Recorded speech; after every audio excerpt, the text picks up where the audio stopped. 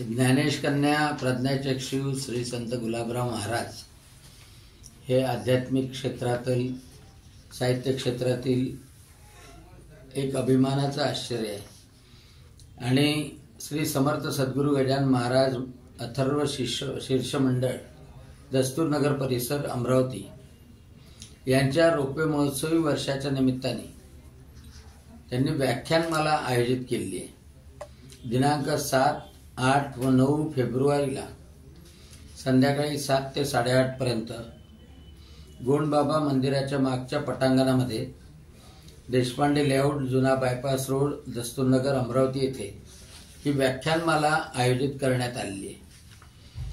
प्रज्ञाचक्षु ज्ञानेश कन्या श्री संत गुलाबराव महाराज हे सर्वांना परिचित व्हावे, तरुण पिढीला सुद्धा माहीत व्हावं। कारण महाराज अंध असून सुद्धा त्यांनी 134 ग्रंथाची निर्मिती केली। त्यामध्ये अध्यात्म, योग, नृत्य, संगीत, भौतिक रसायन, नाटक, भारूड, लोकगीते, व्याकरण इत्यादी विषयावर ग्रंथ लिहिले।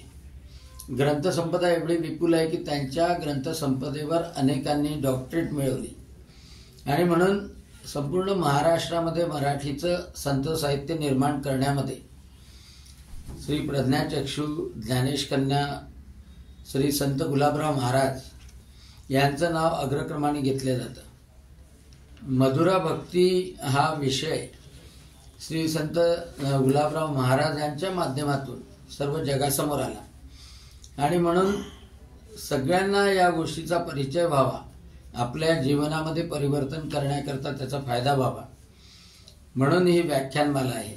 या व्याख्यानमालेला निश्चितपणे सर्वांनी यावं, याचा लाभ घ्यावा आपल्या जीवनामध्ये अशी मी विनंती करतो।